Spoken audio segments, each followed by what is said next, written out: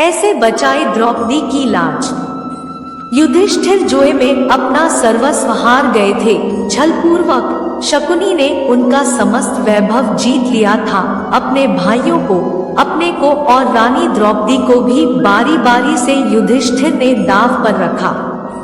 जुआरी की दुराशा उसे बुरी तरह ठगती रहती है। कदाचित अब की बार सफलता मिले, किंतु युधिष्ठिर प्रत्येक दांव हारते गए। जब वे द्रौपदी को भी हार गए, तब दुर्योधन ने अपने छोटे भाई दुःशासन के द्वारा द्रौपदी को उस भरी सभा में पकड़ मंगवाया। दुरात्मा दुःशासन पांचाली के केश पकड़कर घसीटता हुआ उन्हें सभा में ले आया। द्रौपदी रजस्वला थे और एक ही वस्त्र पहने थी। विपत्ति यही समाप्त नहीं हुई। दुर्योधन ने अपनी जांघ खोलकर दिखाते हुए कहा, दुःशासन, इस कौरवों की दासी को नंगा करके यहाँ बैठा दो। सभा भरी थी। वहां धृतराष्ट्र थे, पितामह थे, द्रोणाचार्य थे, सैकड़ों सभासद थे, वयोवृद्ध विद्वान थे, शूरवीर थे और सम्मानित पुरुष भी थे। ऐसे लोगों के मध्य पांडवों की वह महारानी, जिसके केश राजसूय के अवभूत स्नान के समय सिंचित हुए थे, जो कुछ सप्ताह पूर्व ही चक्रवर्ती सम्राट के साथ साम्राज्ञी के रूप में समस्त नरेशों द्वारा वंदित हुई थी, रजस्वला होने की स्थिति में केश पकड़कर घसीट लाई गई और अब उसे नग्न करने का आदेश दिया जा रहा है। होने को वहां विदुर भी थे, किंतु उनकी बात कौन सुनता। द्रौपदी ने अनेक बार पूछा। युधिष्ठिर जब अपने आप को हार चुके थे, तब उन्होंने मुझे दांव पर लगाया था। अत धर्मत मैं हारी गई या नहीं, किंतु भीष्म जैसे धर्मज्ञों ने भी कोई निश्चित उत्तर नहीं दिया। जिसकी भुजाओं में 10,000 हाथियों का बल था, उस दुरात्मा दुःशासन ने द्रौपदी की साड़ी पकड़ ली। मेरे त्रिभुवन विख्यात शूरवीर पति। द्रौपदी व्याकुल होकर इधर उधर देख रही थी कि कोई उसकी रक्षा करेगा, किंतु पांडवों ने लज्जा तथा शोक के कारण मुख दूसरी ओर कर लिया था।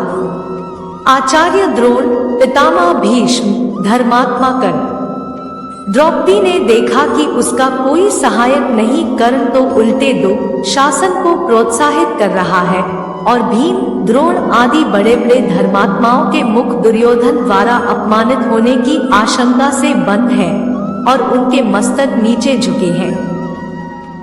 एक वस्त्रा अबला नारी उसकी एकमात्र साड़ी को दुःशासन अपनी बल भरी मोटी भुजाओं के बल से झटके से खींच रहा है। कितने क्षण द्रौपदी साड़ी को पकड़े रह सकेगी? कोई नहीं। उसकी सहायता करने वाला उसके नेत्रों से झड़ी लग गई। दोनों हाथ साड़ी छोड़कर ऊपर उठ गए। उसे भूल गई राजसभा, भूल गई साड़ी, भूल गया शरीर। वह कातर स्वर में पुकार उठी, श्री कृष्ण, द्वारकानाथ, देवदेव, गोपीजन प्रिय, जगन्नाथ, इन दुष्ट कौरवों के सागर में मैं डूब रही हूँ। दयामय, मेरा उद्धार करो। द्रौपदी पुकारने लगी, पुकारती रही उस आर्तिनाशन असहाय के सहायक करुणार्णव को। उसे पता नहीं था कि क्या हुआ या हो रहा है। सभा में कोलाहल होने लगा। लोग आश्चर्यचकित रह गए। दुःशासन पूरी शक्ति से द्रौपदी की साड़ी खींच रहा था। वह हाँफने लगा था। थक गई थी। 10 सहस्त्र हाथियों का बल रखने वाली उसकी भुजाएं। द्रौपदी की साड़ी से रंग बिरंगे वस्त्रों का अंबार निकलता जा रहा था। वह 10 हाथ की साड़ी पांचाली के शरीर से तनिक भी हट नहीं रही थी। वह तो अनंत हो चुकी थी। दयामय द्वारकानाथ रजस्वला नारी के उस अपवित्र वस्त्र में ही प्रविष्ट हो गए थे। आज उन्होंने वस्त्रावतार धारण कर लिया था और अब उनके अनंता का ओरछोर कोई कैसे पा सकता था। विदुर, यह कोलाहल कैसा है? अंधे राजा धृतराष्ट्र ने घबराकर पूछा। महात्मा विदुर ने बताया, दुःशासन द्रौपदी की साड़ी खींचते खींचते थक चुका है। वस्त्रों का ढेर लग गया है। आश्चर्यचकित सभासदों का यह कोलाहल है।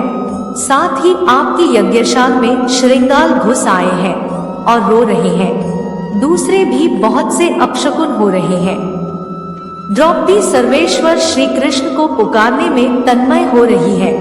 उन सर्वसमर्थ ने अभी तो उनकी साड़ी बढ़ा दी है, किंतु यदि शीघ्र पांचाली को प्रसन्न नहीं करते तो श्री कृष्ण का महाचक्र कब प्रकट होकर एक क्षण में आपके पुत्रों को नष्ट कर देगा, यह कोई नहीं कह सकता। आपके सभासद तो भयव्याकुल होकर कोलाहल करते हुए दुर्योधन की जो निंदा कर रहे हैं उसे आप सुन ही रहे हैं। धृतराष्ट्र को भय लगा, उन्होंने दुर्योधन का फटकारा। दुःशासन ने द्रौपदी की साड़ी छोड़ दी और चुपचाप अपने आसन पर बैठ गया। वह समझे या न समझे, पांडव तथा भीष्म जैसे भगवत भक्तों को यह समझना नहीं था कि द्रौपदी की लज्जारक्षा कैसे हुई। ऐसी ही और वीडियो देखने के लिए हमारे इस चैनल ज्ञान की गंगा को सब्सक्राइब करें। धन्यवाद। हर हर महादेव।